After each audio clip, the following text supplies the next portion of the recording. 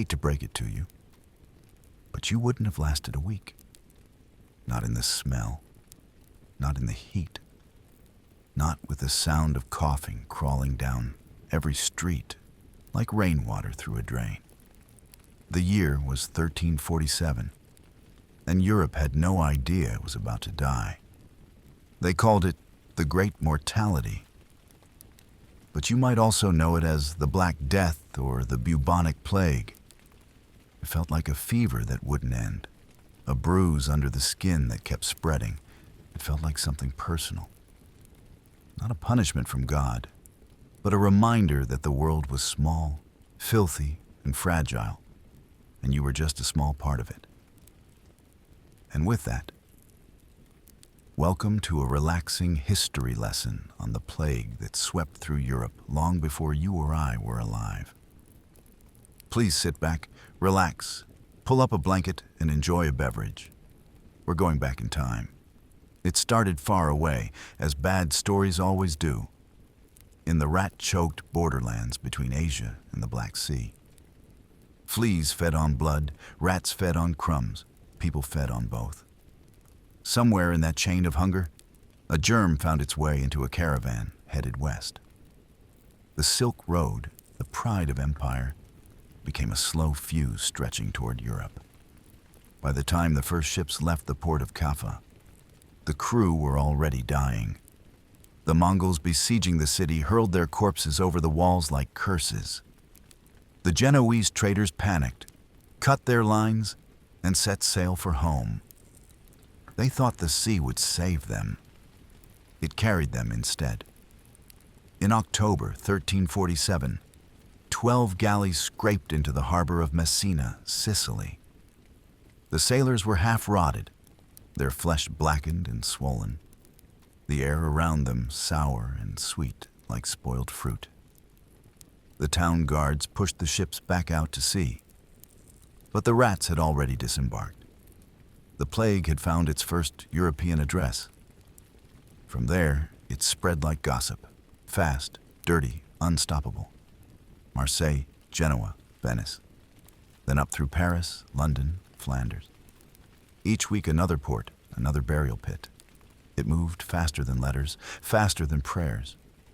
Doctors blamed the planets. Priests blamed sin. Ordinary people blamed whoever was still breathing. Everyone burned herbs, wore masks stuffed with lavender, and avoided the wind as if it had teeth. They were right to. The air itself carried death. Or at least, that's what it felt like. If you'd been there, you'd have known it by smell before sight. Vinegar, smoke, roses rotting in holy water. You'd have heard it too. The clatter of carts collecting bodies before dawn. The constant toll of bells until even the living started hearing them in their sleep. And still, the world tried to keep pretending. Markets opened. Mass was said. Lovers met in alleyways because dying alone seemed worse than dying fast. The human instinct to continue. It's impressive until you watch it fail. By 1348, whole towns were gone. Florence, once the heart of art and gold, turned into a graveyard with walls. In London, dogs wandered the streets, chewing what they found. In Paris, half the doctors were dead, and the other half were drunk. No one wanted to touch anything that breathed. The smart thing would have been to run, but the plague didn't chase. It waited. The moment you left a city, you carried it into the next one. Every road out was a delivery route, every refugee a courier. That's how you would have gone, not from ignorance, but from decency. You would have helped someone who shouldn't have been helped. You'd have offered water or comfort or prayer, and it would have crawled across your skin before you could say amen. That was the cruel trick of it all. The plague punished the compassionate first. The writers of the time called it God's hand. It was easier than admitting that nature didn't care, that the same ships that brought silk, sugar, and spice were now bringing proof that civilization was a rumor. By the end of the first year, the continent had stopped counting. Numbers felt useless when the dead outnumbered words. Chroniclers wrote that the sky turned gray, that birds left cities, that even the dogs refused to howl. Maybe none of that's true, but it feels true, because every world that ends starts with denial. Every apocalypse begins with a market still open, a door still unlocked, a city that doesn't realize it's already gone. And if you'd lived then, the chances of you seeing another sunrise was minimal. By the second year, no one trusted the morning. You could go to sleep with a family and wake up in a city of ghosts. The plague didn't just eat the body, it chewed through everything that made sense. Doctors stuffed herbs in their masks and scribbled theories about poisonous fogs drifting down from the stars. Priests said it was sin. Astrologers blamed a bad alignment of Saturn, Jupiter, and Mars. Everyone blamed someone else. The Jews were accused of poisoning wells. Whole communities were erased before anyone stopped to notice the wells killed everyone anyway. Faith turned frantic. In the streets came the flagellants. Men stripped to the waist, marching barefoot through the mud, beating their backs until the air turned pink. They believed blood could buy forgiveness. Behind them followed mothers clutching relics, children coughing into rags, merchants still haggling over the price of candles for funerals not yet held. Inside the churches, the candles never went out. The air thickened with wax and fear. Priests chanted until their throats bled, and when they died mid-sermon, another stepped over the body and kept going. The living prayed for miracles. The dead supplied statistics. Medicine was theater now, leeches, smoke, and optimism. Some physicians suggested bathing in vinegar. Others swore by onions, emerald dust, or abstinence. Paris's medical faculty officially recommended that people avoid sadness, as if morale were a barrier stronger than skin. When that failed, they fled. Cities locked their gates, but the plague slipped through anyway, under wagon wheels, in bolts of cloth, in breath. Rich families sealed themselves in stone manors and died more slowly, surrounded by art and denial. Peasants buried their landlords and didn't bother replacing them. For a few short months, everyone was equal in the only economy that mattered: decay. The world began to sound different. Bells rang so often that towns outlawed them. The toll became a drumbeat of exhaustion. Another hour, another soul. In Florence, carts groaned under the weight of bodies stacked like firewood. In London, gravediggers stopped marking names. In Avignon, the Pope consecrated an entire river because the cemeteries had run out of ground. If you'd lived through it, you'd have felt the air change. Streets once alive with merchants and music now smelled like iron and incense. Windows shuttered, dogs silent, the city breathing through its cracks. You'd have kept your distance from neighbors, then from friends, then from yourself. You'd have washed your hands until they bled, whispered prayers you didn't believe, and waited for the next cough to sound like your own. The panic was its own infection. Rumor traveled faster than rats. People claimed to see black smoke rising from graves, angels hovering over rooftops, comets slicing the sky. Anything that made the chaos feel intentional, because pure randomness, that was unbearable. Somewhere between terror and tedium, the human mind adapted. Pain became routine. Loss became math. You can only scream for so long before you start taking notes. Chroniclers wrote of parents abandoning children, of lovers sealing each other inside their homes, so at least they'd die together. Yet even in the middle of that rot, there were pockets of mercy. Nuns tending to strangers, monks recording last words, neighbors digging graves for those who once overcharged them for bread. The plague wasn't moral, but people were, even when it killed them. And that contradiction kept the species alive. By 1349, Europe had run out of explanations. God hadn't saved them, medicine hadn't saved them, and denial had nothing left to deny. The only thing that spread faster than disease now was silence. A silence so total, it felt holy. That's when the world stopped panicking. Not because it had hope, but because it had nothing left to fear that wasn't already inside the walls. And in that quiet, the plague found itself with the time to think about where to go next. In time, death had become routine. The living learned to ration grief like food. When everything breaks at once, you start pretending it's progress. The old order fell first. Kings, bishops, merchants, all equally disposable now. Laws stopped meaning anything when half the lawmakers were fertilizer. The courts closed, coinage lost value, and every trade became barter. Bread for silence, shelter for touch. For the first time in memory, peasants realized the nobility bled the same color. And when your masters die, so do their rules. Cities began to rot inward.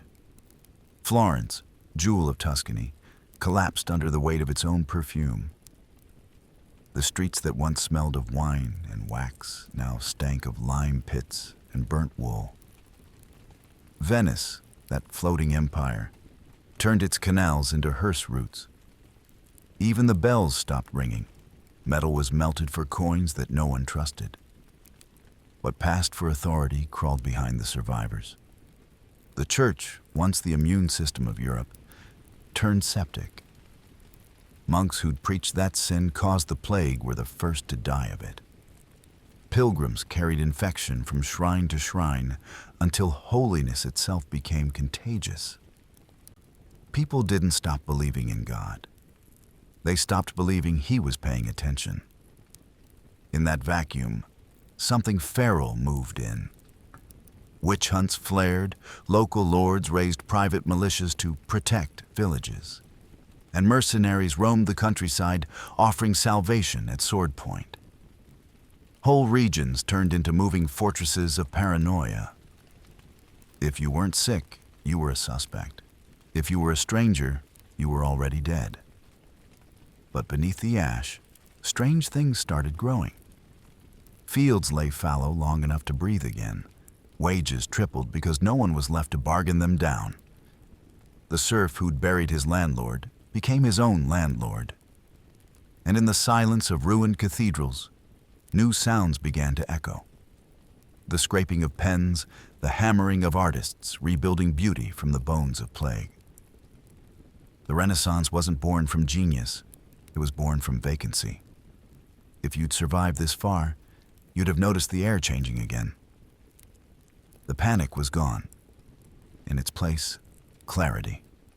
The certainty that the world was fragile, but rebuildable. Doctors started dissecting bodies in defiance of church law, convinced that truth hid beneath the skin. Merchants mapped trade anew with the caution of men who'd seen the sea turn to poison. And people began to write, really write, not just prayers or ledgers, but questions. The Black Death didn't end the Middle Ages. It peeled them open. It taught the living that every miracle has a half-life, that faith needs facts, that beauty needs plague, that progress sometimes smells like smoke. And maybe that's the cruelest part of it, that so much creation had to come from so much rot. When the coughing eventually stopped, the silence was just as loud. The world that survived the Black Death was smaller, sharper, and suspicious of its own reflection. There were fewer people, but more space. Fewer rules, but more hunger. It was as if the earth itself had taken a breath for the first time in centuries and found the air unfamiliar, In the years that followed, the survivors became architects of a new reality. They didn't call it a renaissance because they didn't know one was happening. They were just rebuilding the walls and asking different questions. Why had God gone quiet? Why had doctors failed? Why had the rich died beside the poor when their prayers cost so much more? The old answers were gone. The plague had burned through them as efficiently as it burned through lungs. The church still stood, but smaller, humbler, scarred. People began turning their eyes from heaven to anatomy. Bodies became maps, not mysteries. Blood and bone replaced scripture. For the first time, medicine started to separate itself from prayer. A new kind of faith emerged, not in gods, but in curiosity. Quarantine was born. The word itself came from Venice. 40 giorni, 40 days. A number that sounded biblical enough to make people listen. Ships arriving from infected ports were held at sea, their crews pacing the decks, watching the healthy rot inside the city walls while rats ran free along the ropes. 40 days became law, and law became habit. The first public health system began not with mercy, but with math. Commerce returned, cautiously. Trade routes opened like scars, healing unevenly. Those who'd survived found themselves richer simply for existing. Land changed hands overnight. Europe's feudal spine cracked under the weight of mortality. The peasant who had buried his lord now owned his fields. And for a brief, rare moment, equality looked possible. But people don't stay equal for long. The merchants replaced the nobles, gold replaced titles, and the survivors learned to measure power in silver instead of souls. The plague hadn't ended greed, it had democratized it. Art came crawling out of the grave next. Painters filled canvases with saints who looked half alive, faces shadowed and thin, not divine, but exhausted. In their eyes you can see the aftertaste of loss. Even the music changed. Slower, softer, with spaces where silence could breathe. You can almost hear the absence between the notes. In England, whole towns still stood empty decades later. In France, the population took 200 years to recover. Yet out of that devastation came reform, invention, rebellion. Because once you've watched the world end, you stop being afraid of breaking rules. If you'd somehow lived through it all, you'd have noticed something strange. People started washing, not for religion, but for reason. Cities paved their streets, moved their markets, and began counting the dead as a way to count the living. Cemeteries were pushed outside the walls. Death had been a neighbor. Now it was politely relocated to the suburbs. The Black Death became memory, then metaphor, then warning. The survivors taught their children to fear filth, to respect the unseen, and those children built the modern world on that fear. Hospitals, sanitation, medicine, bureaucracy, all born from the simple terror of breath. But history doesn't heal. It mutates. The plague never left, not really. It slept in the bellies of rats, the corners of warehouses, the genes of its own bacteria, patient as time. It reappeared again and again, smaller each time, like an echo, until it became what it is now, a chapter we recite when we need to feel brave about our own fragility. And yet, if you look closely, nothing has changed. The same mistakes, the same whispers, the same belief that science can outpace fate. The masks are different, the medicine better, the fear exactly the same. If you'd been alive in 1347, you would have been put through hell. For at the end of the day, you're human, and humans are built to touch, to comfort, to believe. The things that make us kind are the same things that make us contagious. That's what the Black Death left behind. We survive together, and we die the same way. That's going to wrap up today's episode. Thank you so much for spending your time with me. I hope you have a great rest of your night, and I'll see you next time.